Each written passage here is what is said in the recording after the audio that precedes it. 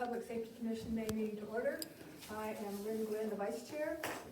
Chair Ted Hales is on the road and he wasn't sure if he'd make it back in time and he didn't. So we're gonna go through the agenda. And this is my first meeting chairing, so please be kind. So for the record, can we just state that today is May 4th, 2026? For the record, this is May 4th, 2026, so may the 4th be with you. So, looking at our agenda, if everyone have a copy of the agenda, maybe some extra ones over here if you don't. The first thing that we're going to do is call the meeting to order, which we have done. And we'll have the roll call and establish a quorum. So Donald Shang is absent. Cynthia Carlson. Here. Lynn Glenn here. Ted Hales absent. Angela Dare. Here. Okay, so we have a quorum. Next thing we're going to do is approve the agenda as written. So does anybody have anything they would like to change on the agenda? Okay, hearing none. Do I have a motion to approve the agenda? I motion to approve the agenda. Move, okay. A second. Okay, all in favor? Aye. Aye. Opposed? Hearing none. Public comment on the agenda? Okay, the agenda is approved as submitted. Thank you very much. Okay, the next item is public comment on non-agenda items. The public is invited to present petitions, make announcements, or provide other information to the commission that's relevant to the scope of authority of the city of Blue Lake that is not on the agenda. The commission may provide up to 15 minutes for this public input session. To ensure that each individual presentation is heard, the commission may uniformly impose time limitations of 3 minutes to each individual presentation. The public will be given the opportunity to address items that are on the agenda at the time the commission takes up each specific agenda item. Do we have any public comment? Anyone here to make public comments tonight? Okay, hearing none. We will move on to the next item, item 5, which is approve the April 6th, 2026 minutes. So did everyone receive the minutes as submitted? Okay. I have no corrections. Okay, I do. So I spoke to Samantha Green, our city clerk, and there were a couple sentences left out of the minutes that were posted online on Friday. So she reposted an update today, and the correction is to the presentation that Brittany Lewis made last time from Blue Lake Rancheria. And the minutes should say, introduced yourself as the new director of Cal OES with Blue Lake Rancheria and the new point of contact for the commission meetings. Provided the commission with a handout of upcoming events at the Rancheria and introduced the new fire captain of the Blue Lake Rancheria Fire Management Operations. So I believe that needs to be added to the minutes, and then I believe they are correct with that correction. And you didn't have any corrections you saw? I don't. Because you were there.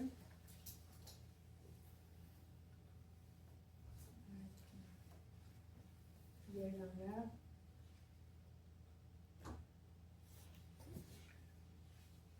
Do I hear a motion to approve the minutes as corrected? You know what?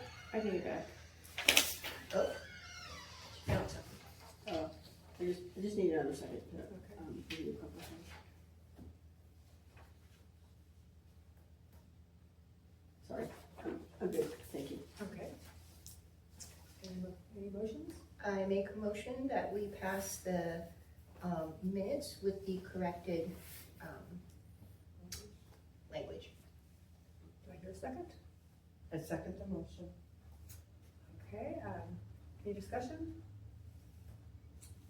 Any comments from the public? Okay, all in favor say aye. Aye. Opposed? Okay, the meeting minutes of April 6th are approved as corrected. Okay, the next item is agency check-in, and we are very lucky to have several agency representatives here tonight. The first on our list is Blue Lake Fire. Do you have anything to? Yeah, You want me out the podium, is that? Please. Yeah. Yep. And it can get recorded properly for the public.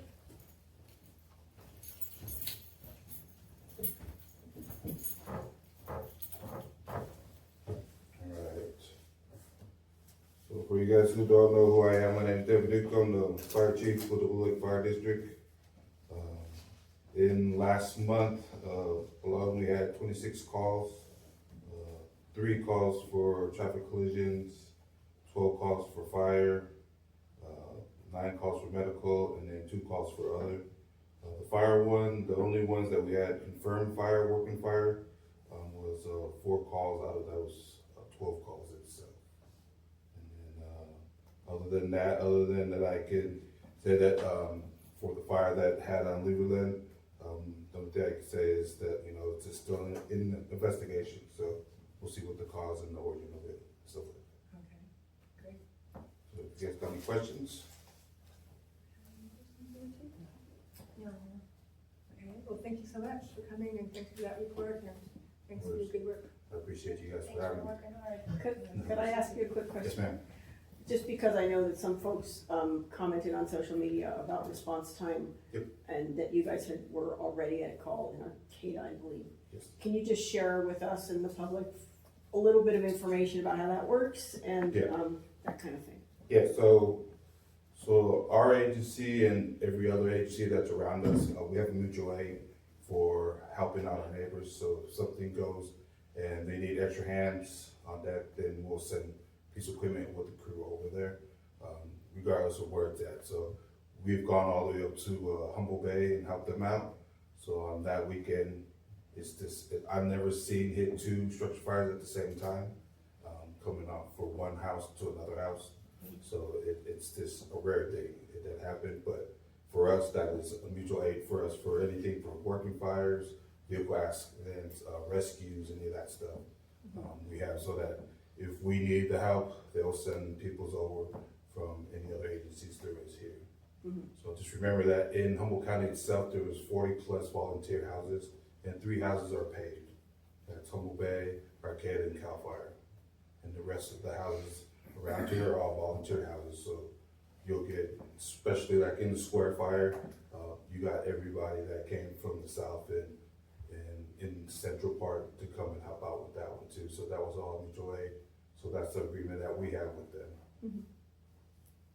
And could I ask you one more question? So when does the board meet?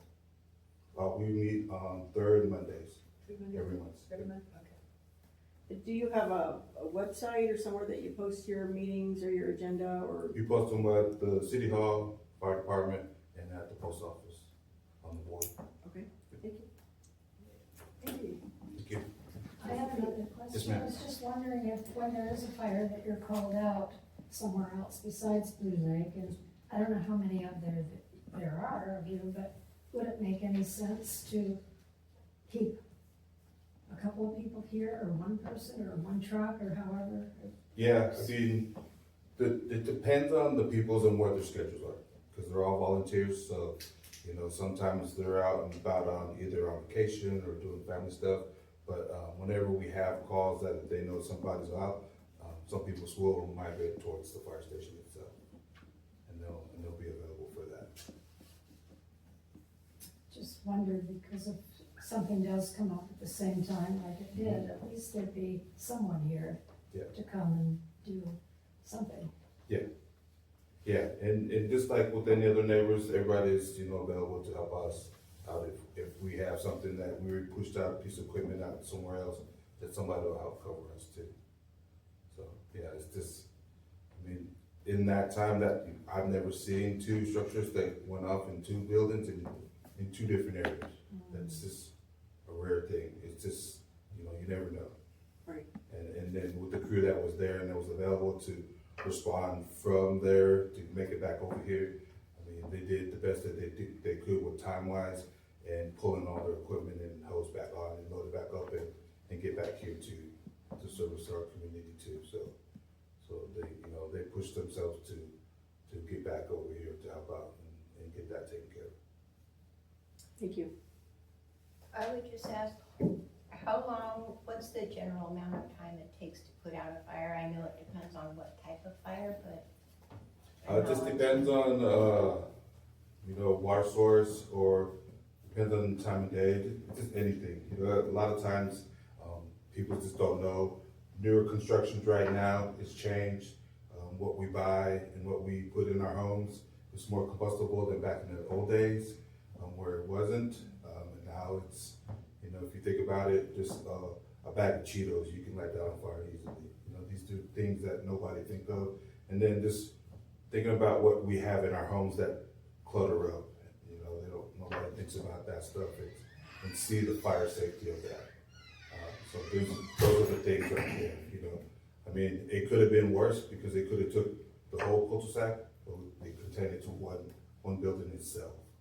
So it could have been worse than that. It's not good set that way because somebody lost their home. It's never easy to, come over there and say, hey, sorry for your loss, but, there's always some factors that comes to happening to what started everything on that. It's just the newer constructions and change of stuff and building materials and stuff like that. It's just the way we fight fire and stuff like that too. Yep. So who will be doing the investigation for cause and all that? One of my chief officers will do it. Yeah. Thank you. Thanks again. You are. Yes. Any other questions? Okay, I have one more. Sorry. No worries, no worries. Do you have any events or any sources for recruiting volunteers that you want to talk about? The only event that we have that's coming up for us is this, one of our firefighters passed, and it's gonna be in a couple weeks.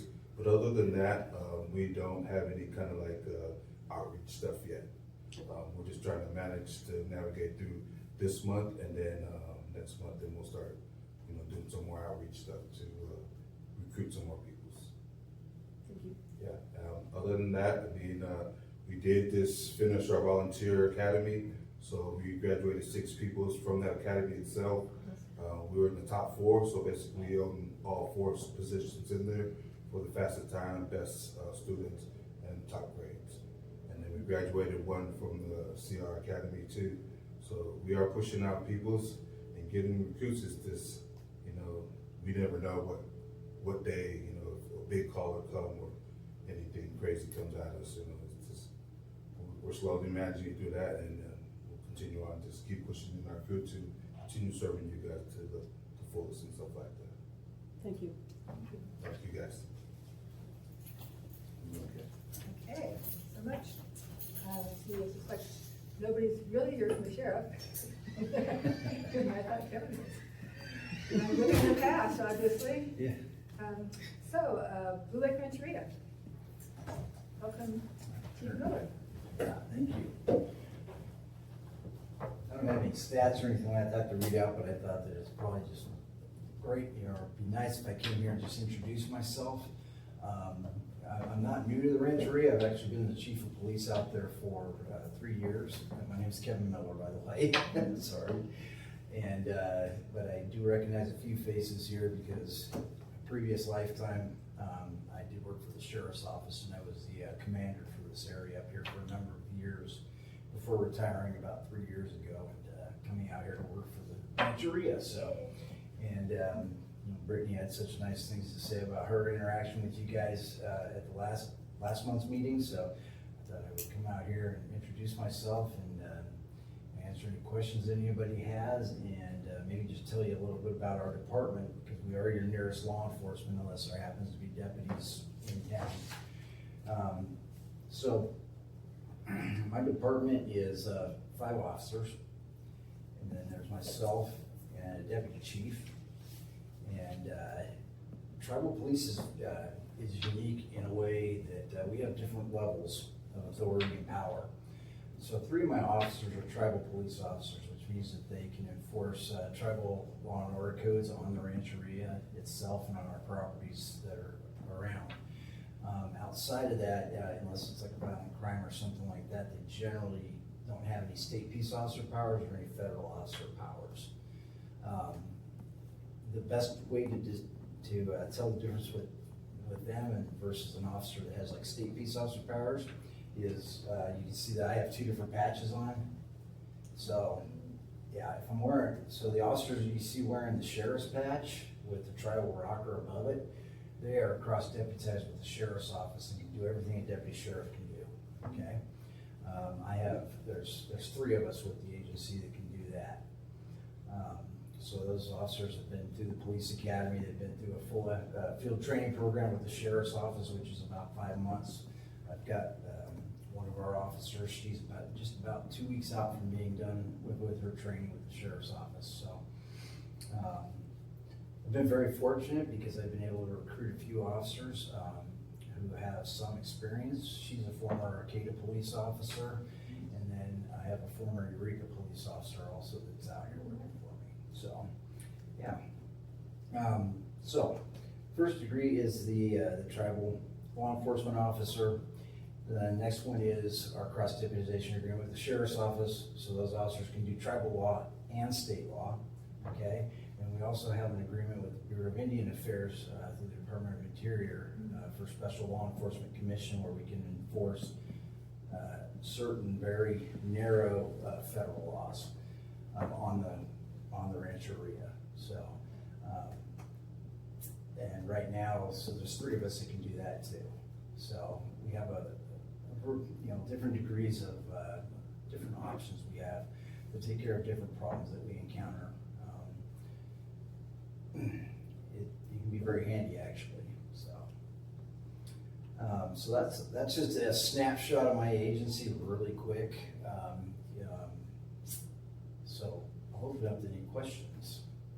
I know I usually get a few questions about tribal police versus sheriff's office or a regular city police department. So, and it can be confusing.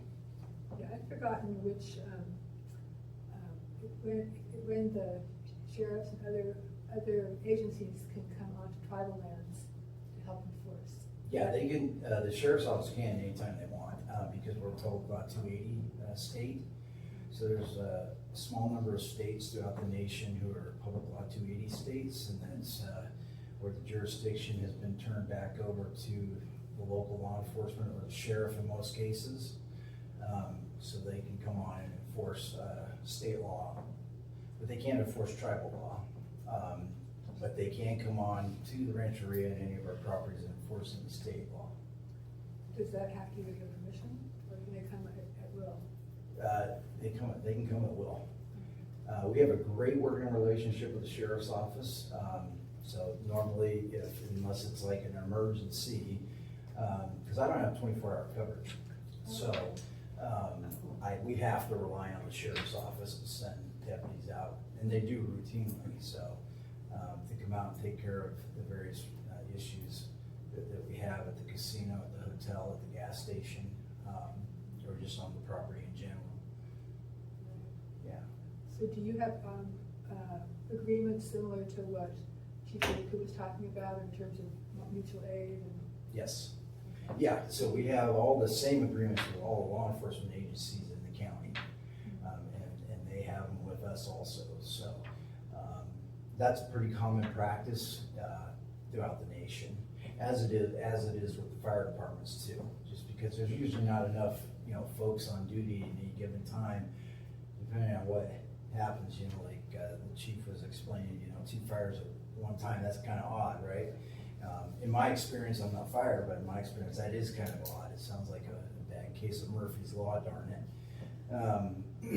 But yes, so we do have mutual aid agreements with all the other agencies. We also have mutual aid agreements with the Bureau of Indian Affairs.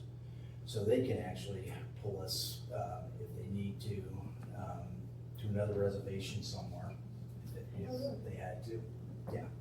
So is Blue Lake Rancheria the only rancheria to have their own police department, or are others? Here in Humboldt County, no. Hoopa has their own, and so do Yurok. And you're right. Yes, and Bear River did have an agency for a while, but then they closed their agency down. So those are your 3 tribal agencies here in Humboldt County. And then we have mutual aid agreements amongst the tribes also to help each other out. Sometimes when we have special events over there, You know, the sheriff's office is short-staffed, they don't have personnel to send out to really help us, so we've actually leaned on Yurok Police, and they'll send some of their officers out to help us out. And we've gone up to Klamath to help them out also, so. So that's another level of mutual aid agreements that we have, so. It's really nice to hear in this rural area, because, you know, there's a lot of holes. There is a lot of holes, and that's where mutual aid becomes very, very, very important, so. Kind of backtracking a little bit from my officers that are out here, I have given them permission to make patrols through the city. We want to be a good partner with you guys. We realize that, you know, if we can stop problems out here, they hopefully won't end up there, you know, and if we can stop problems there, hopefully they don't end up over here, type thing. So if you see one of the tribal units driving around out here, it's going to be one of the cross-deputized officers, and they've been doing some traffic stops out here on Blue Lake Boulevard and here on Greenwood, and but just generally, and they mostly work nights and weekends too. So it's We appreciate that. yeah. So they make passes through and stuff. We have the property out off of West End Road that we patrol quite a bit too. So they have to go through town to get out to that and everything. So we have the Levy Ranch that we purchased on the other side of the river. So yeah, so the rancheria is actually kind of divided now by the river. So yeah. What hours are you staffed over there? Over there, so generally, I mean, we have somebody on 7 days a week. It just depends on what time. So I mostly cover day shift, and I'm Monday through Friday, but then I have another officer that works night shift who is you know, Thursday through Sunday. They work 10-hour shifts, and another one's Friday through Monday, and then the 3 tribal officers that are strictly tribal officers. Their schedules kind of vary. It depends on where they're needed, but most of them are all on like I think a evening or a swing shift type schedule. So most of the day shift stuff is covered by myself, or if I know something's coming up, I'll move an officer around from here or there, kind of make the puzzle pieces fit. Thanks. Yeah. Well, we're glad you're here. Yeah. Thank you. Is there anything the city can do to make things work better for the rancheria? Is there any kind of cooperative opportunities that we're missing, or? You know what, I mean, the biggest cooperative opportunity that I see right now is this right here. You know, so it's my understanding that, you know, this hasn't happened for a while, where you're having representatives from the police department and also from our OES out over here from the tribe, you know, so, you know, I think as we get to know each other a little bit more and keep working through this, I'm sure there will be opportunities for us to share, but I mean, we're neighbors, and we're so close to each other. I mean, you know, we have to help each other out, so we're just happy, I'm just happy to get an invite to this, and yeah. We appreciate you being here. One thing that's gonna come up, and you may not be here, is we're gonna be talking about the emergency operations plan. The city has the EOP. Yes. I presume that you have an EOP as well, Yes. as a tribe. And I'm curious as to how similar, different they are, how they might fit together. So maybe you should talk with Brittany about your EOP, or is? Yeah, Brittany's the one that kind of maintains that, and they're the ones that kind of keep it up to date and Right. everything, so. Ours is 2017. What's that? Ours is 2017. Well, yeah, if it makes you feel better, that in my experience, that's not that unusual. For a lot of agencies, they have rather expired EOPs. I mean, they're hard to stay up on, and they, you know, unfortunately, things change so quickly. So, Right. yeah. That's what we're doing. We're, the Public Safety Commission's reviewing ours, but it just occurred to me, wait a minute, we should probably be thinking about the EOP for the Rancheria, see how. Yeah, see how they make sure that we're working together. If we come to that crossroad, yeah, definitely. I will venture to guess that they probably have a lot of similarities. Yeah, So- that's kind of work, like, plan. I think there was a consultant who did a lot of the plans in this area. Yeah. So, Yeah. it's quite possible. Yeah, I mean, I've had the opportunity to read quite a few EOPs over the years, and I've developed some myself and stuff. And for the most part, they might not be talking exactly the same language, but they're pretty much in line with each other, pretty close. So, but yeah, talk to Brittany about that, and I'm, Okay. I'm sure she'd be more than happy to give you some feedback and Your let you spare know the time, rush. she's probably pretty busy. I think, she's out of the office this week, so, but she's, Monday through Friday like I am, Okay. during the daytime. Well, thank you for Yeah, your absolutely. time and for coming by, and I hope to see more of you and your staff and whoever has time to come on up. Yeah, I'm definitely gonna, I put this on my calendar, so, I hope to make it as often as I can, and, if not, you'll see probably myself or Brittany, flop, back and forth or something, but we're gonna commit to having somebody here for you guys that can represent the tribe at some level, whether it be public safety or OES, or even, our new fire chief and stuff, so. Right. Similar opportunity. Yeah. If anything any meetings come up that you think would be helpful to have somebody come to your meetings, let us know. Yeah, absolutely. I've So, already done some of that, so I appreciate it. what's that? I've already done some of that, for a couple of things, so Yeah. thank you. Yeah, that's great. So, well, thank you guys. Thank you for your time tonight, so. Thank you again. It's I nice just- to, Yeah, sorry, I have a little question. So it's been a few months, but Under Sheriff Braun was here, bro. and he mentioned that sometimes you guys are actually answering some 911 calls in town. Yeah, I imagine when they're too far out or whatever the case might be. yes. So could you tell us a little bit about that? Yeah, well, that's that whole cross-deputization thing. So, yeah, if they're too busy and if it's a priority call where there's life and property on the line, it's not unusual for them to reach out if they know that we have our units checking with their dispatch, so they know who's on duty out here. So it isn't unusual for them to ask for our help if they don't have somebody. I mean, that's part of the reason that we have cross-deputization. Right. But also, we're monitoring the sheriff's office frequency all the time, so it's not uncommon for one of my officers also to hear something and go, wow, I'm closer than the deputies are, so, I'll go over and help out. So that's often how it plays out, actually. My guys hear it and they just kind of self-deploy. Yeah. Yeah, Okay. so. Great. Yeah, I know I've been called to the school at least 3 separate times for no other reason than I was just closer than the deputies were. Mhm. And we wanted to get somebody there, so, Nice. yeah. Well, thank you. Yeah, you're welcome. All right, thank you guys. Next time. Have a good night, yep. Yep, see you next month. Okay. Good representatives here. Looks like no one's here for the red cross this time. So, completed item 6. So item 7 is the key for the Sheriff's Office Patrol Report terms. So did you all see your key in your packets?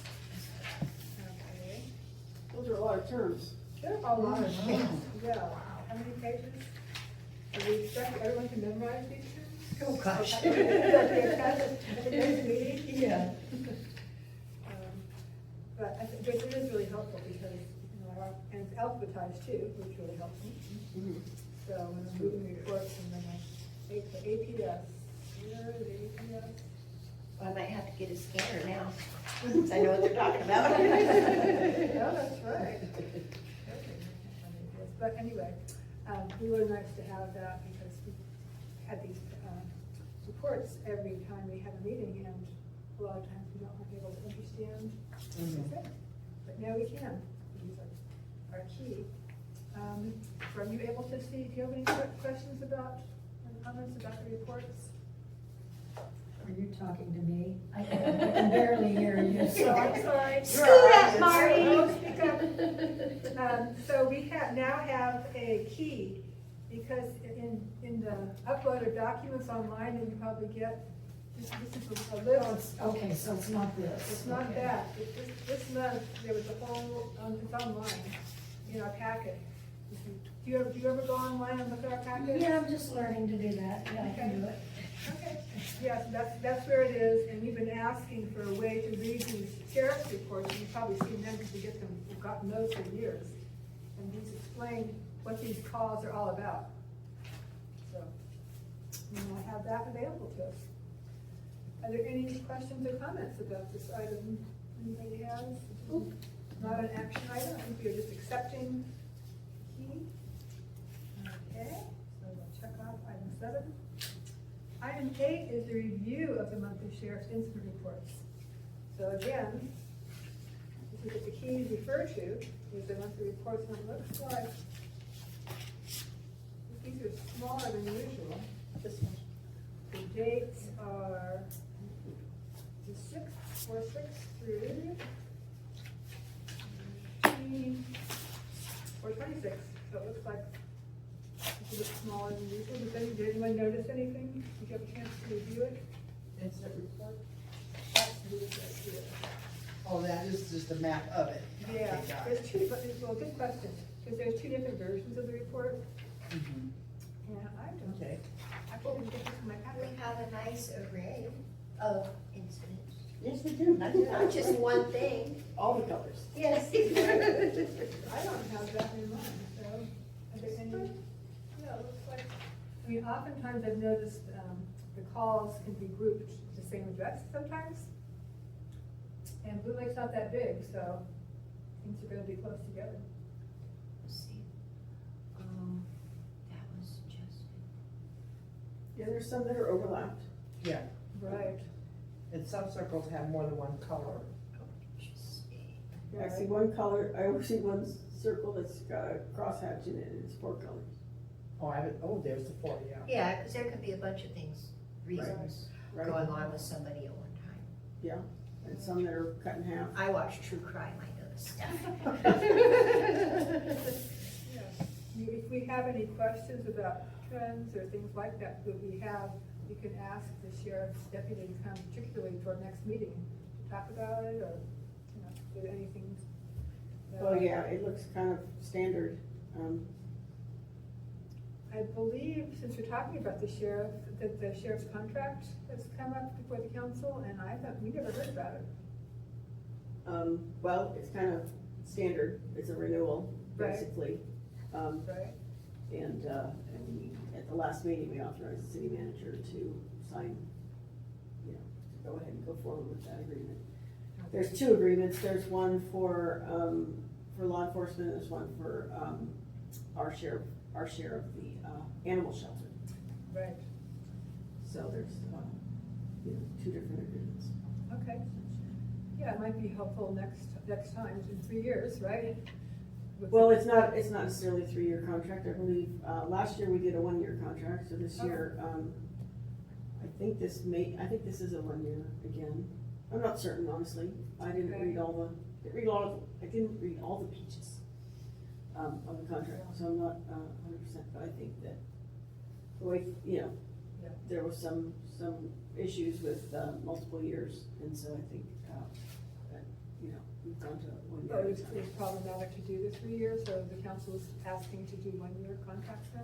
That's not exactly it, no. But, anyway, I don't wanna get into details necessarily that aren't public. Oh, Yeah, we just, that's what we have right now, and I can look a little deeper and bring you back better details next time. okay. And Yeah. are there any specific questions you had about the contract or anything? I mean, the commission was formed to review the sheriff's contract many years ago, and that's no longer the case, but I'm just curious if there's anything in the contract that to change, or things that might affect our public safety that you noticed? Or- There are no changes to the level of service or, the way it works. And I think that here with the interaction we have with the sheriff's deputies that have been coming, I think we know more here in this room, with this commission. We have more details than the council has.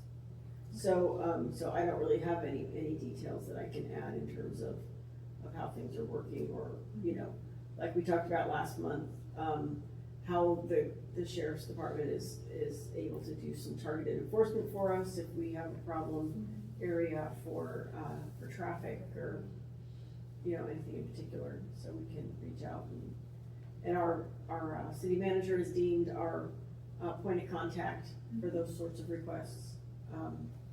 But certainly the safety commission, if you know, if we're being made aware of particular concerns, we can bring that to the city manager for enforcement requests.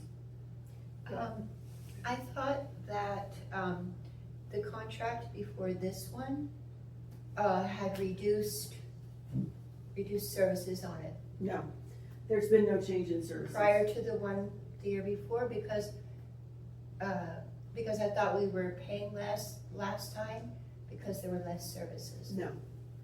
No, the service levels have not changed. The service levels have not changed since there were dedicated deputies in Blue Lake, and that was several years ago. Okay. So that would have been, more than 4 years ago. We've had, Bye, Marty. Good to see you. we've had, we had 3 years on the first contract. We've had 2 more years since that one. So we're going into year 6 with the same level of service, which is, no dedicated deputies, but we're getting the same, essentially the same coverage as all county areas, all unincorporated county areas. So we're paying for it. And we're paying our share of costs for that, yes. Yes. Yes, because we are incorporated and we get money, from the state for law enforcement. And we're essentially spending that money to pay our share of Get like costs. 153,000. Sorry? Like 153,000. It's more than that, it's been edging up these last few years, so we're in the 170s, 180s at this point, I think, is our expected, revenue from that grant. Yeah, so,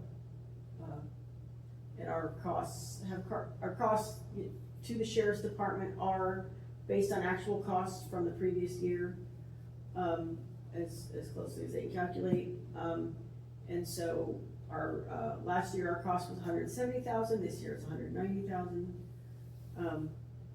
You know, so all in all, it's, you know, when you compare it to what some, municipal departments are paying, we're paying a lot less. Our service level is lower, Yes.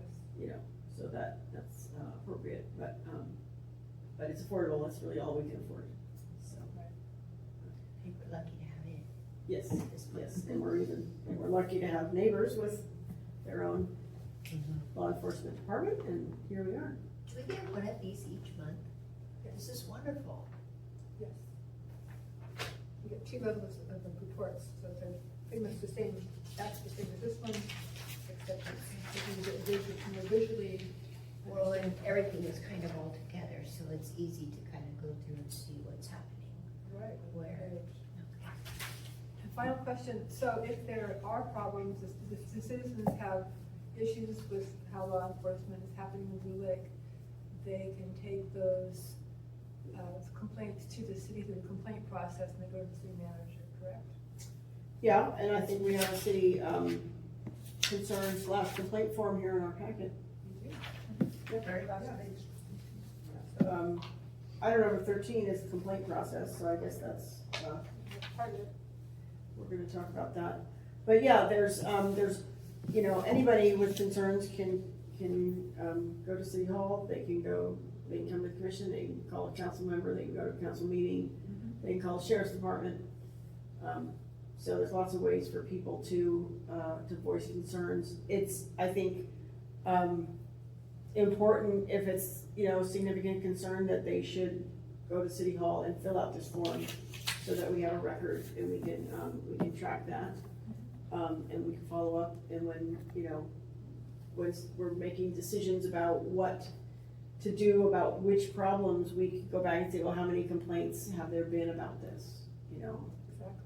And so we can gauge the response based on severity of the problem. Because a lot of times you know, somebody says something to somebody, and then it gets back to somebody else, then we end up talking about it, we're like, oh, we gotta solve that problem, it's like, well, you know, maybe it's risen to the level that we have to find a solution, but maybe it hasn't, so let's go back and see what the severity and the frequency of the issue is, and then decide how much of our resources we're gonna put on that. It's And good to track things. the complaint, right, so the complaint process tracks and keeps records of, we can see trends in that sense, and also, the city manager is the direct line to the sheriff, and so things like traffic enforcement needs to increase or whatever. Right. She has that, connection.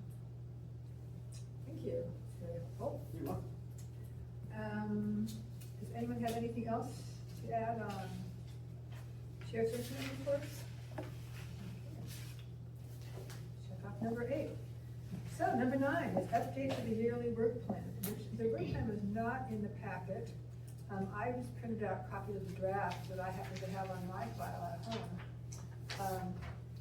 And we don't really have we've been discussing this, and I think we agreed last time to adopt it. And I don't know if this is supposed to be the actual adoption. So this item's a little unclear to me. So I did not. It just says update, Yes. is all. Well, you know, it would be totally fine to continue this to the next meeting if you wanna Table. clarify. That's what it's called. If you wanna clarify the intention of this agenda item, and then also potentially we'll have a couple more commissioners at the table next month. Right, and I did talk to Samantha, and I would like to see this consistent on the agenda every time, which would be like this, but just more like a review of the yearly work plan, because we have things that are happening certain months. This one does not have the months on it, so that this is not the right version. But we do have things that we're supposed to be doing every month, so if we review our work plan and say, oh, what's coming up? So on top of this, we need ad hoc, what's going on? Then we'd be doing that every single month. So I asked Samantha to do that, and hopefully you remember. And also, if we just have a standing item on the agenda, that means if anything comes up about our work plan, it doesn't have to be specifically agendized. You know, we can just discuss it and Okay, fix it and do whatever we need to do. that sounds good. So is your work plan that you're referring to there, is it in the form of a calendar? Do you have? It's a list of activities, and I'm just looking at this, like I said, it's not, I did this, but it's not updated, because the one that we have, has months on it. So which copy did I give you guys? I did, I'm here. Is that the draft? It's not in the packet. So maybe the conclusion. I didn't get anything. Okay, so the conclusion to this is that we need to make sure that the final work plan is in the next packet, and we can review it. Okay. So, and you are part of the agenda process, correct? I am not, You're not? no. Ted sets the agenda as a chair, and he works with Samantha on that, and so if any of us have any agenda items to submit, we contact Ted, and it goes through him. Okay. So, The chair sets the agenda. yeah, so are you gonna pass on to him any agenda items then from tonight? Well, for future agenda items, yes, well, I think that, and that's the other issue, we don't get the minutes until the meeting. So we don't Right. know what the future agenda items Um, were, so I will specifically pass this on to Ted, and I did mention it to Samantha also. Uh-huh. Well, I think we all probably need to participate in the whole future agenda items, that what we, Oh, well, absolutely, you know, tonight. taking we will. notes, you know, each meeting. But then also, if there's something that comes up and you look at your notes, you're like, I don't see that on here, and, you know, make sure that you communicate that. Yeah. And I think it's hard, there are some challenges in terms of getting things on the agenda the way we intend to get them on, when we intend to get them on there. Right. So, you know, so being as specific and detailed as possible would be good, like this work plan item is there, but none of the details. Correct, when I was under the Brown Act, and when I worked for public health, we were told that the agenda had to have the item on it and then an explanatory subhead after each item. So it would say, yearly work plan, review work plan for progress made, and da. So we It can be could, very specific. so that the public could look at that item and know what was gonna be discussed. Right. It's not so general that they have no idea. Yeah, so I think we have to, you know, as commissioners and chair and vice chair, have to put that together and basically hand it off, because our clerk isn't gonna know what to put there. Correct. Yeah, Ted has the responsibility to set the agenda, and then he just essentially Samantha posts everything and types it all up and all that kind of thing, but I think the ordinance says that the chair sets the agenda. So we as commissioners, we have things to go on, we would be emailing Ted, calling Ted, I guess. Everything filters through Ted Yeah. for the agenda. Well, don't be shy. Be specific. If you want an item, you know, title the item and give the description that you think is appropriate. And it'll appear the way you, and ask, be specific and say, hey, this should appear on the agenda like this. Because I think unless we're being specific about that, we don't know what part of that's gonna translate all the way through. There's a lot of steps and a lot of people, so. The more people that are involved, the more specific we need to be. Yeah. Yeah, maybe I wonder if we can consider doing an agenda with the title and subject. I think whatever you wanna do is totally appropriate, so What do if, you guys think? I think a more specific one is okay. I do too. Yeah, I'm a detail person, other people are bottom line people like Ted. But yes, I agree, we need to be specific about what we need, so we do a good job. yeah, and if there's certain documents or anything that is, supposed to be in the packet, you know, that should be, Get those. that should be included as well. Yes, I forget that part sometimes, and I think that's a really good point. The packet items. Okay. All right, so we're gonna be talking about some of the things on our work plan. And because I have the wrong version, it doesn't say what months. This one tells you what months and stuff. There we go, that's the version that, I don't know where I got this version. So is there anything in this October, November? Looks like May is the one that's coming up. They're all Yes. monthly, except for that one says August. Right, National Night of Yeah. August. So, educate citizens on how to bring traffic safety concerns to the city's attention, make recommendations for traffic safety improvements to city council when needed. So, that's ongoing as well. I'm not prepared to talk about that tonight. Does anyone have any ideas about how to, because we talked about the process last meeting, like how do people know what they're supposed to do? They all come to the public safety meeting and talk about the issue? Do they fill out complaint forms and give them to the city manager? Do they? I think the complaint form really needs to be used. And if, and maybe, well, if somebody, like we talked about this at the council meeting, you know, the I Street, and this is kind of jumping a couple items down at item number 12. The I Street traffic plan was discussed at the last meeting. Ted was there to present the survey results. And you know, basically, you know, we talked about all these different things, and we talked about how to decide what the problem is, and I brought up the fact that we had somebody come and talk about A Street and bring concerns about A Street and ask for speed bumps and whatnot. But, you know, kind of the boiled down version is that we need to be tracking the severity and the frequency and location of each and all of these issues, and that, you know, we have to use the tools that we already have, rather than, you know, don't go back and reinvent the wheel. We have deputies in town, we can ask for targeted enforcement. We're looking at, you know, stop signs. I think Jenny's gonna come back to us with some cost estimates about stop signs, and we'll figure out how many we can budget into the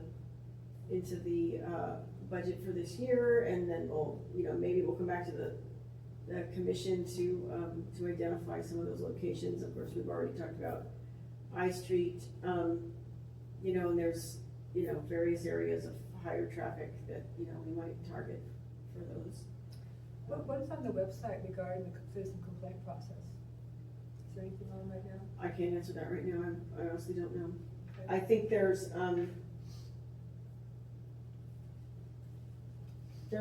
some areas for forms, but I'm not sure that the complaint form is on there.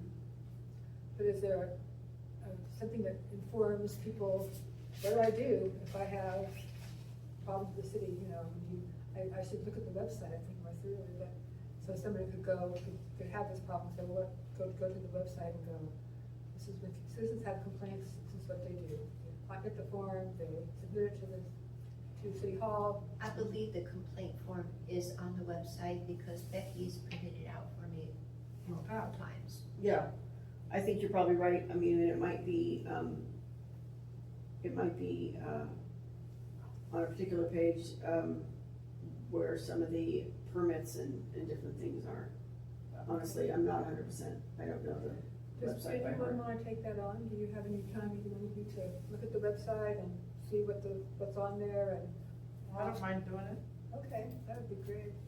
And I'm bring a that techie, so. back to the next meeting, so we'll know, what citizens, if they need to be educated, how we would do that, or we just start with at least the information in one place and have one accessible place. That would be great. That's back to the work plan item. Okay, so the future agenda items will be complaint. So do you wanna just continue the complaint process to next month? Yes, I want to keep it on the agenda for next month.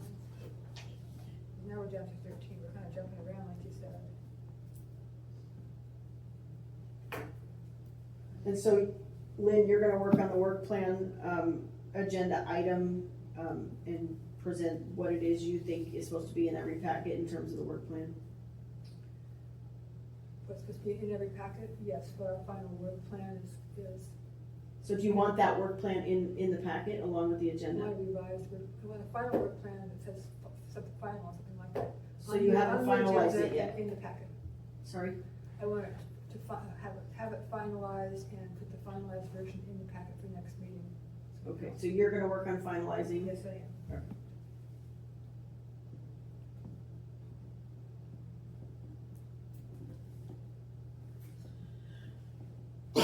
Excuse me. So that's going to be, and that will be a standing item.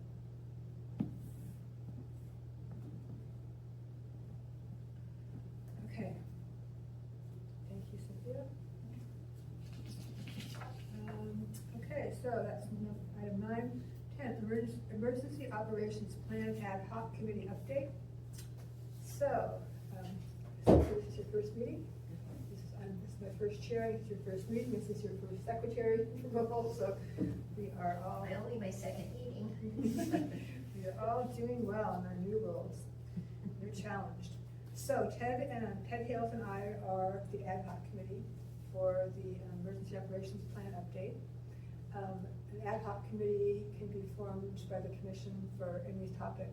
Only 2 commissioners can be on that committee because 3 commissioners would be a quorum, and that would violate the Brown Act. Okay. So all our ad hoc committees are 2 people, and Ted and I are on it.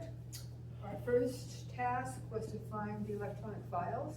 I had a copy of this work plan from years past, but the city did not have a copy.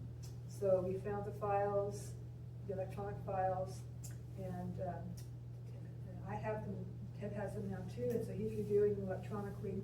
So that was one of our first tasks, was to find it and be able to review it. In the last month, I've been researching other cities' plans, and I found that the city of Eureka is the most recent update. Other cities had their plans developed similar to ours, which was for the last updated in 2017. And they used a consultant, so they had similar plans. Eureka last November, approved their updated EOP, and they used the most current requirements by the state, because the requirements have changed. And looking at their plan, it's 35 pages, ours is not, and What is that, like 200? It looks like it. but they also use addendums to the plan. So they have different sections of the way they handle it, they have earthquakes, floods, fires. And I talked to the city of Eureka and asked them where those were, and they have not been finished yet. But probably by the end of the year, they will have a completed, updated plan, and that will help us get a better sense. Ted and I have met several times about this, and the thing I noticed the most about Eureka's plan was they had this thing called community involvement or something like that. There's a whole new law that they have incorporated. And that law is more specific to working with other community groups, to meeting the needs of people who are disabled and have other special needs, and there's some other parts of it too. So anyway, we're in the process of finding out where we stand in the universe of plans, our local universe. And let's see, the other thing that we have is Jenny mentioned that there's a hazard, emergency hazard plan. I have too many papers with me. But there's a hazard plan that the county wrote, and it includes all of the jurisdictions. So Blue Lake has a hazard mitigation plan, and it's about this thick. And it has been updated last year. So that hazard mitigation plan is part of this plan. So what we're finding is pieces are kind of being broken out, and EOPs are being done like in sections that all work together. So we found that plan. And our goals, again, are to familiarize the Safety Commission with the document. So once we reviewed it and understand it, we will be bringing that back to you. To have a usable EOP for our 2027 tabletop. So the commission talked about having a tabletop, which is an emergency drill that a lot of agencies do, but not till next year. But we would need to have a functional plan to be able to have the drill next year, and that's one of our goals. One of the reasons why we're reviewing this. We want to educate the public about the document, answer questions, and increase public confidence in the city's readiness, because that has come up in the past. People don't know about it, and they become anxious and think the city's not prepared, and the city is prepared, and we just want to be able to educate people about that. So we are on it. Does anyone have any questions about the emergency operations plan update process? So that plan is you're starting with a previous plan that the city had. Our current plan, this is the plan that is in effect. Every city must have a plan. Okay, and so we have this plan, it was done in 2017, you said? Yes. Okay. Part of the plan was to be updated every year. It's not been updated every year. Okay. And probably every piece of it doesn't need changed, it's just, Oh, no. you'll just fine tune, We could each year change. go through and see what needs to be tuned up. Exactly. We could change none of it. We could change, but we'll recommend what we think would be best for Blue Lake. I should mention, I think I mentioned last meeting that Jenny Short said for her, she would like to have a pullout that staff can use. So for instance, let's say the big one hits the next 5 minutes, and shakes for the next 5 minutes. So city staff, including when the council comes to the city hall, what do we do? What's next? So it's like, no, don't do this. Pull out something that would help staff be able to fulfill their roles. So that's one of the things we're reviewing for. And another interesting thing is I talked with Greg Waters of the Emergency Operations Center in Eureka, in the Sheriff's Department yesterday, and he told me they did a huge drill on communications. And people from other states were there, and I missed it, unfortunately. But he said the goal is to be able to communicate. It's all about communications during emergencies. And he talked about getting the right phone numbers, the right actions, exactly kind of what Jenny's talking about. And they're going to have a hot wash report that comes out, and he'll let me know when that comes out, and then we can see if maybe we could use that system to pull something out and create it for the city. Great. Sounds hugely helpful. Yeah, it's very, I wish I had done it, it was last week. Okay, number 11 is safety fair update. This is why I wasn't on Workplan, because I'm on heavy other ad hoc committees. So the ad hoc committee for the safety fair is Angela and myself, and the key person is Molly Hummon, who is from the Blue Lake Resource Center, and we met most recently last week, and we talked about the locations for this year's safety fair, the dates, which organizations and trucks to invite, and we kind of went over the plan. And I've been talking to the Parks and Rec and the city and the Grange, all about potential locations, because we need to change the date for our fair to September 12th. And the venue that we had, which is the park, is not available on September 12th. So that's caused a lot of research needing to be done. But Molly's idea was to hold it here in the parking lot at City Hall, because she's held a number of events here and thinks it could work well. I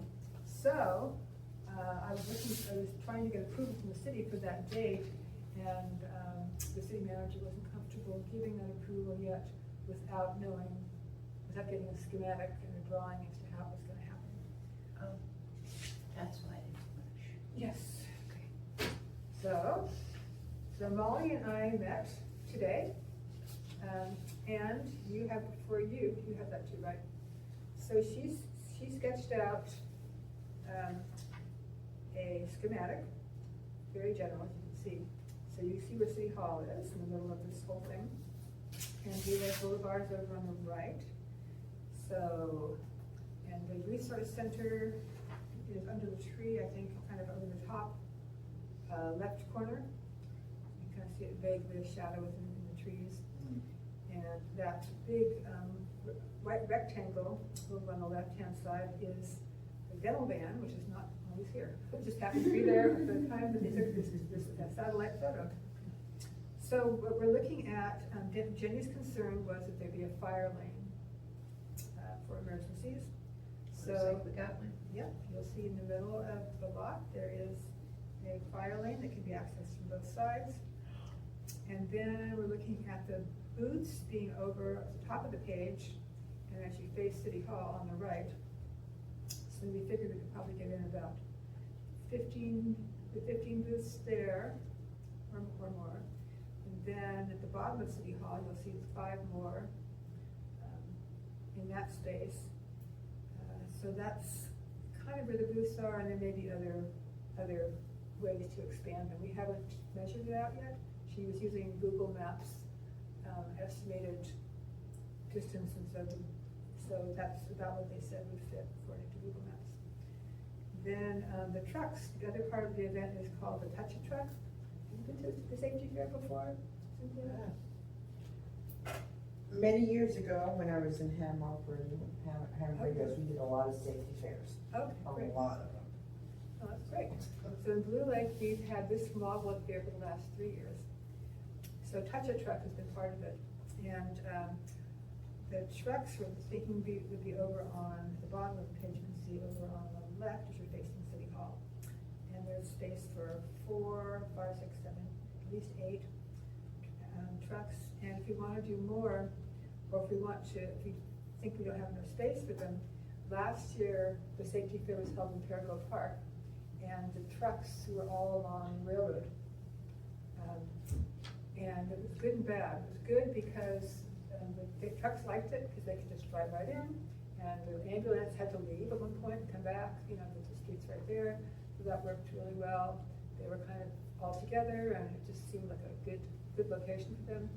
The part that was difficult was that it was separated from the park, and people didn't know that the safety fair wasn't just the trucks. They couldn't see the fair from there, and vice versa. People who were under the trees in the main part of the park couldn't see the trucks. So that was a problem. But if we needed to, we could put the trucks back on a railroad and you could see it'd be a visual connection between the whole thing. So there's a lot of flexibility here, which is nice. Oh, and then the yellow, which is approximately 95 feet over on the right, is where we would do the free hot dog barbecue. So the resource center will have the budget to pay for. No ice cream? You can get the ice cream. Something with the last meeting, that's for Oh, right. Sorry. The resource center, I'm not gonna be levity. The resource center said that would be a good place for the barbecue. We, and David Luca was here, we didn't ask him about the hot dogs. Oh, Shoot. We're hoping the fire department will volunteer to do the barbecuing. I'm sure. And she has money for 200 meals. So it'd be hot dogs, chips, cutie oranges, and bottled water. That's a 500, she said. Is that enough? $500 for 20 meals? For 200 meals. Say that again? You had $500 for 200 meals. Okay. So the only parameter is they must be given away for free, no donations, no strings attached, which is not a problem. So that, we didn't do the free meal last year, and I think maybe that's why our census was come down, because we did the previous year, and we had more people. So that will be an important part of the safety fair, is the free meal, that will be there. Oh, in the grassy area in front of the resource center, right up there, could be where the picnic tables were.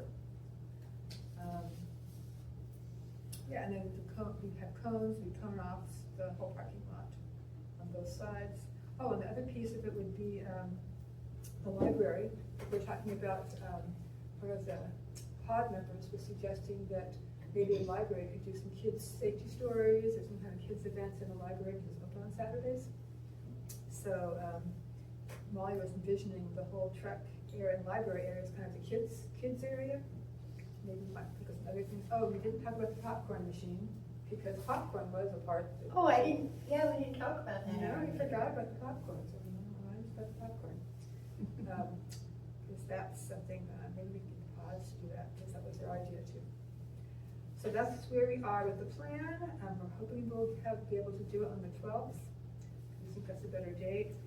So what is the Or the event 26th. happening in Perryville Park on the 12th? On the 12th, it was a baseball tournament, but that's not happening anymore. So now it's enduro, that big bike event, which is going to be on that same day.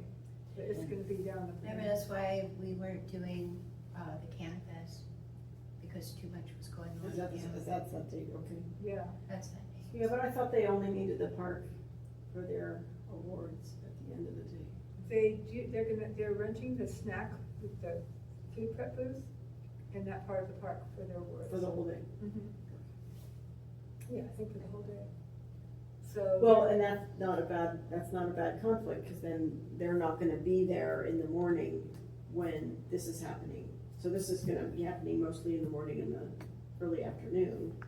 And so there'll be parking, is kind of what I was thinking. There's not gonna be a. Oh, Molly was concerned about parking. Yeah, I don't think so, because they're on that side, and we aren't really, there's city hall parking that's not available, but there's still street parking there and street parking there. The Tesla trucks conceivably could take up about 10 spaces, but there's other spaces around and on the other side too. Mhm. And then there's parking down in the park for the industrial park for that event. And for us, we're a local event, we're small, and people walk.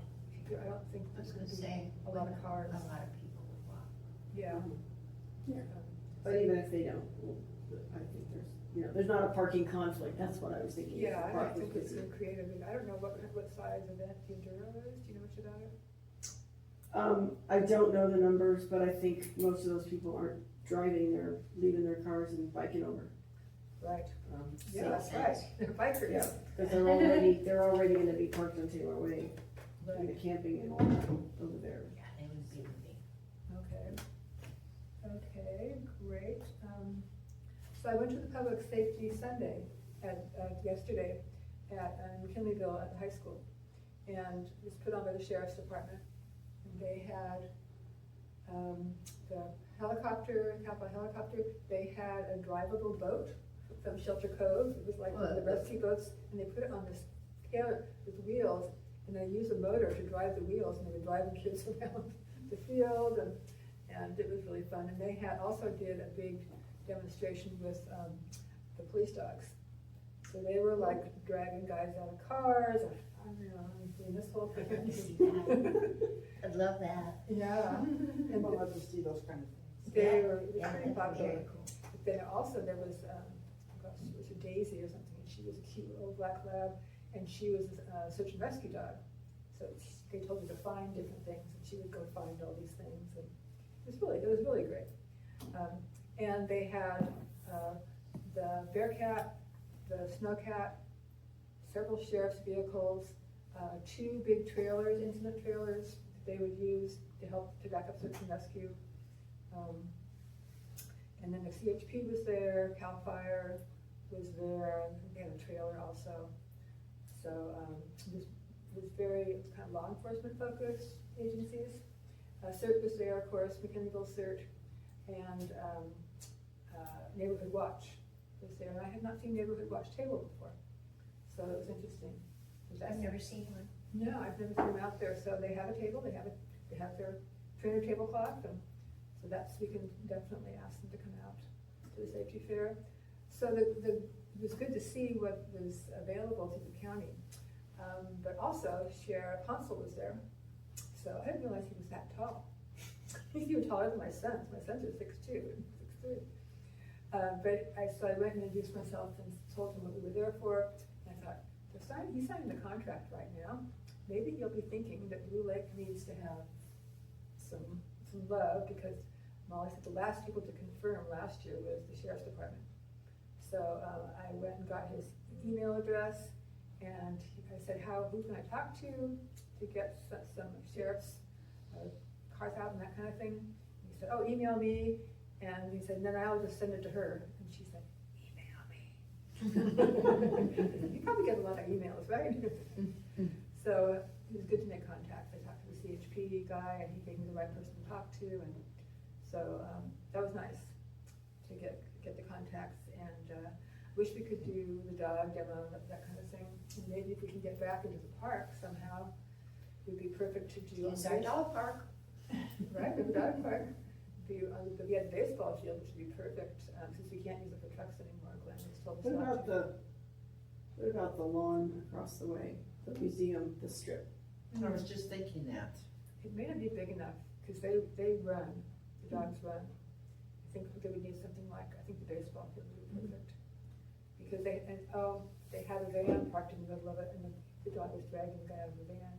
And then one time the dog jumped into the van, just to show that they were very versatile. So, we have contacts now, and our next, if we can get this approved, our next job will be to figure out who to invite. It's kind of like a wedding. If you have a certain number of places, you don't want to invite too many people for your spaces, but if you invite too few, you get people who don't come, and then you don't have enough, and how do you balance all that? But that's going to be our job. Yay! Yeah. So, I think that's, so do you have anything to add, Angela? I was just going to add that, there's gonna be a basket for a drawing. It's gonna have a car kit, first aid kit, fire extinguisher. We're gonna do free raffle tickets per person, 1 free raffle ticket per person. And you get a passport. I didn't understand this exactly. When you talk to the vendors, you get an extra ticket if you go talk to the vendors, is how I understood that. Yes, well, what the passport is it's like a bingo card, kind of. And it has the names of all of the vendors on it. Cool. And the people who come take these to each vendor, and they get a stamp Okay. on every square. And if they get a certain number of stamps, they get extra tickets for the basket for the drawing. So it's really successful. We've had health fairs. I used to work for public health and we've done for years. And when somebody came up with this system, it's not just good because it gets people to all the booths and to talking to people. It's good for the vendors because they feel like there is a reason for them to come. Because sometimes people may not come talk to them, and they feel like, why am I here?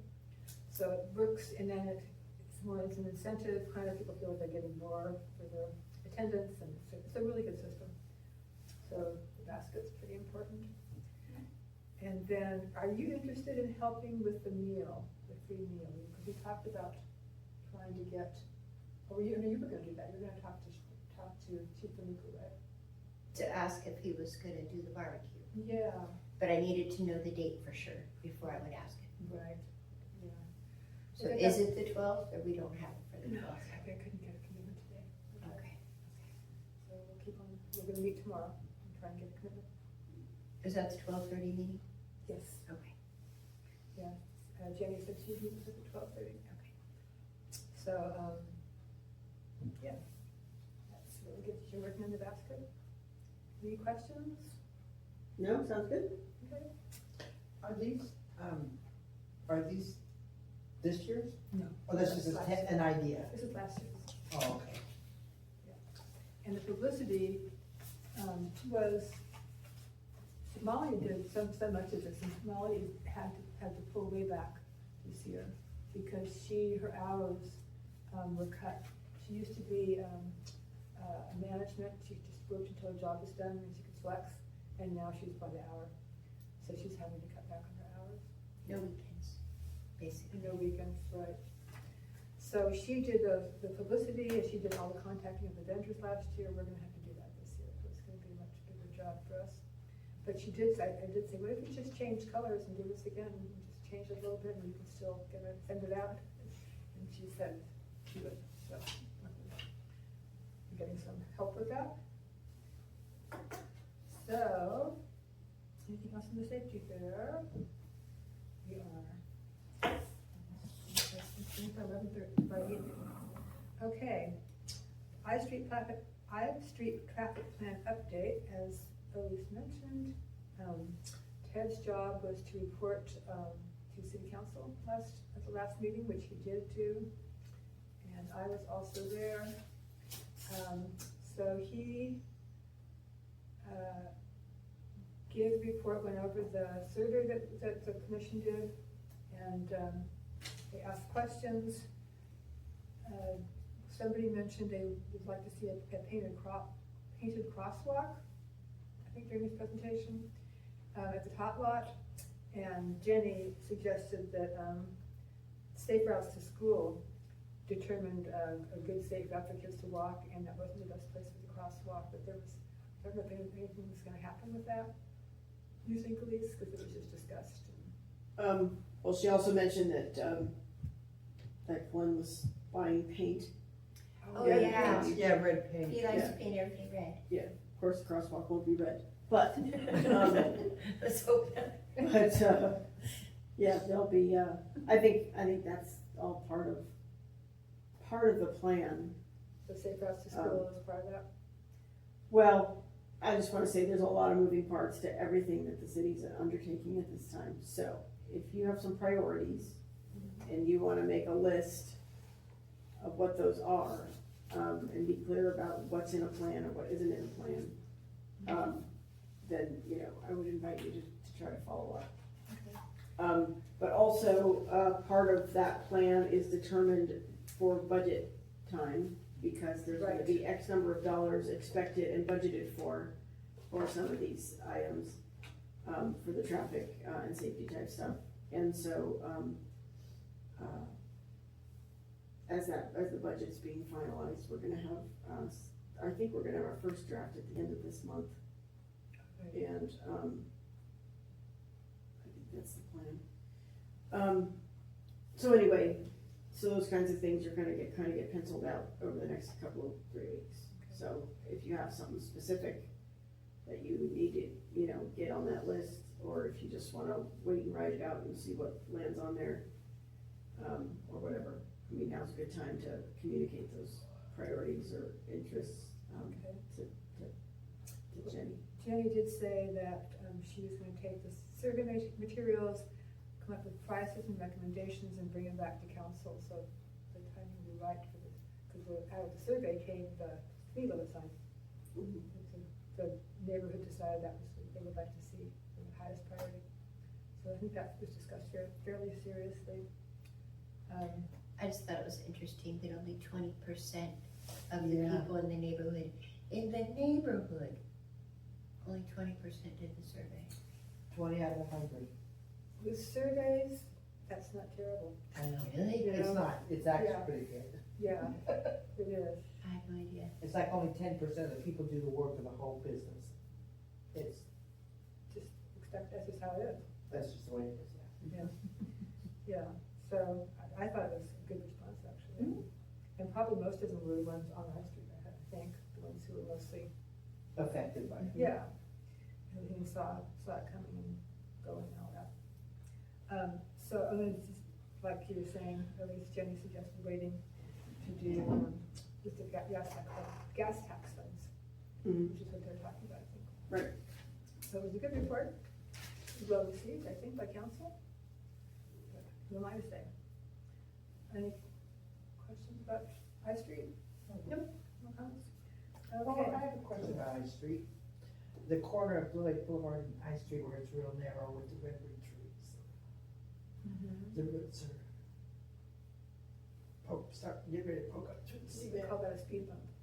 It's Well, there you go, we got one. Free of charge. My thing is, it's not just that. Part of that spot right there where the redwood trees are, you barely step 2 feet in and you're down in the creek.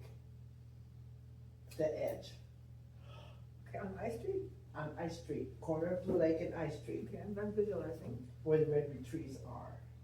In the creek. And there's a sidewalk there, right? No, There is no sidewalk. there's no, there is across the street where the laundromat was, So you mean H Street? I Street. Blue Lake and Blue Lake Boulevard, that's where I live at the Right. Mountain Line. When you turn right there, that's I Street, the letter I.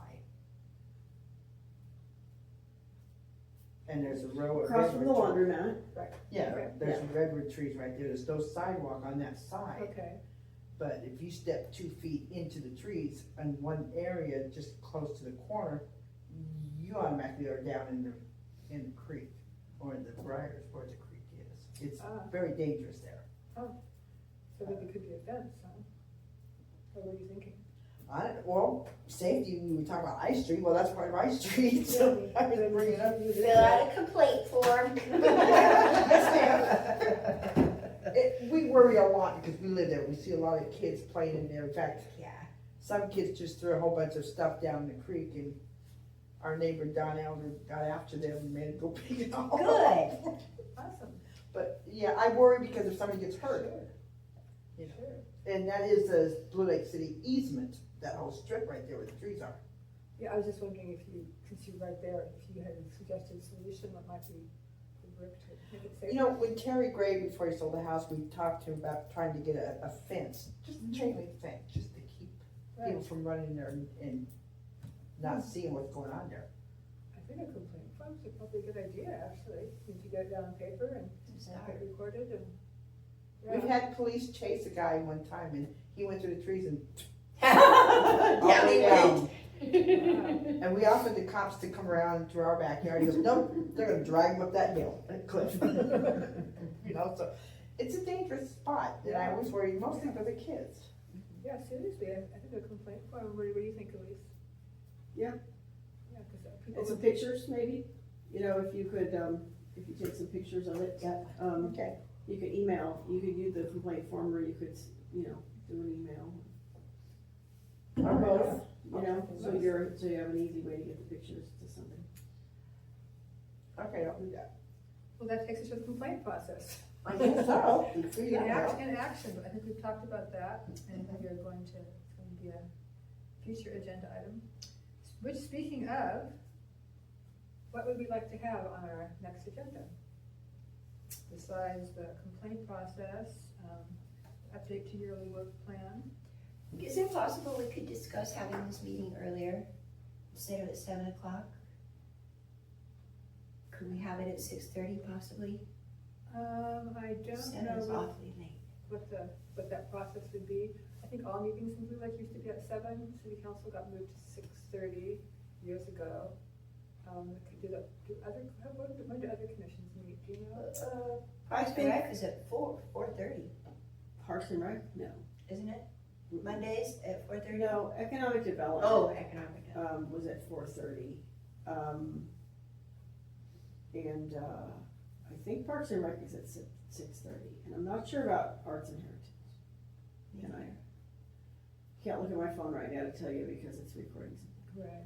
So, Do you wanna research when the other commissions meet and come back and tell us? Well, I know we're the only one that meets at 7:00 at night, Yeah, but yes, I can. okay. Yes, well, and I don't know the process. What do you- I think, you know, I think other commissions do indeed, meet at other times, and, I think, we probably need to, I don't know.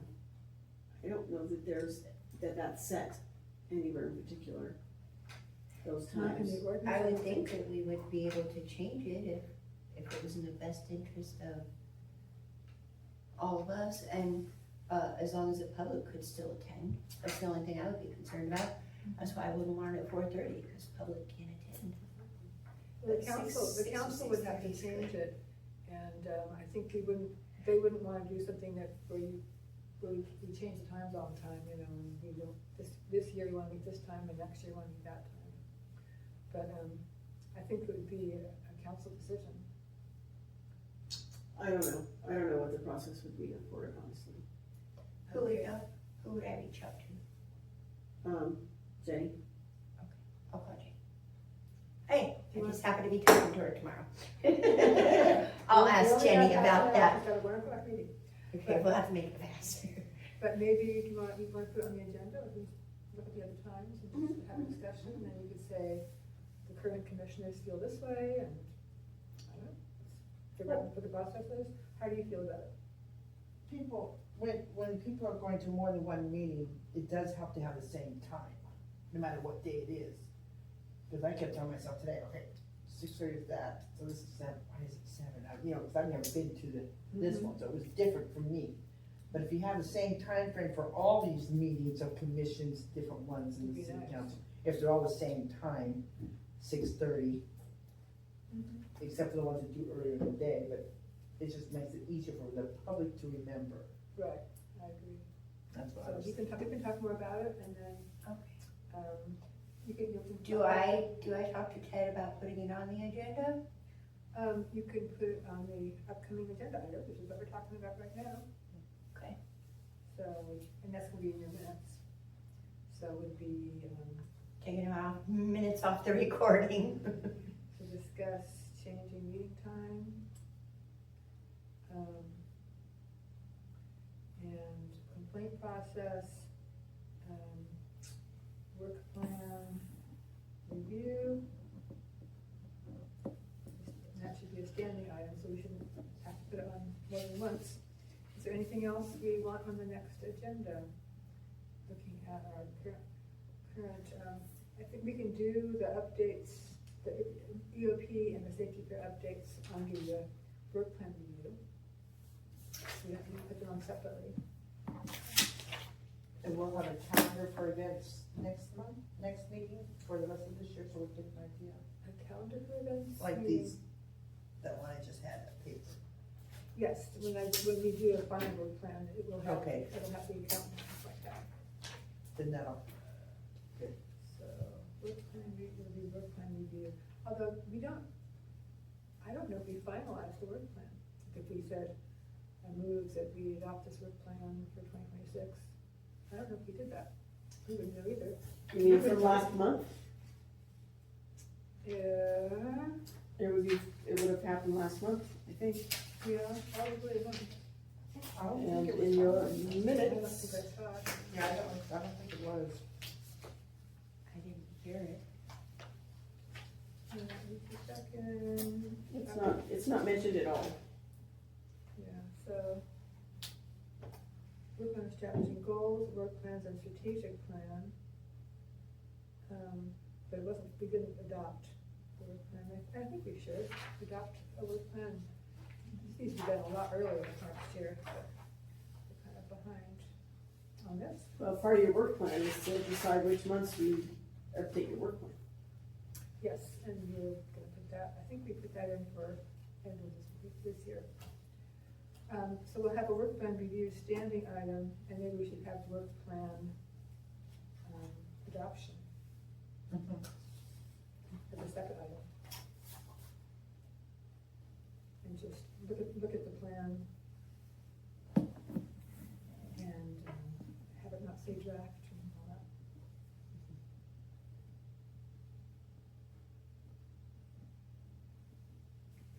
And, is there anything else you want?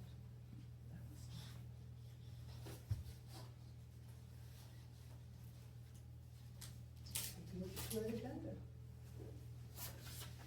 Let's see who else came up with fire department. Yeah. So, agenda. Any other ideas about, oh, I think we were gonna put interviews on. Okay. So, is there anything, I think that's it on the agenda. Do I hear a motion to adjourn? I move to adjourn the meeting. Do I hear a second? I second that emotion. Any discussion? No discussion from the audience? It's strangely quiet tonight. Thank you all, and everybody's first, worked out pretty well. You did a wonderful job. I'm very proud of you. Thank you. Handled it like a pro. It's so nice to have Kevin and to have, the new here. Yeah, it I have was. an extra one over here.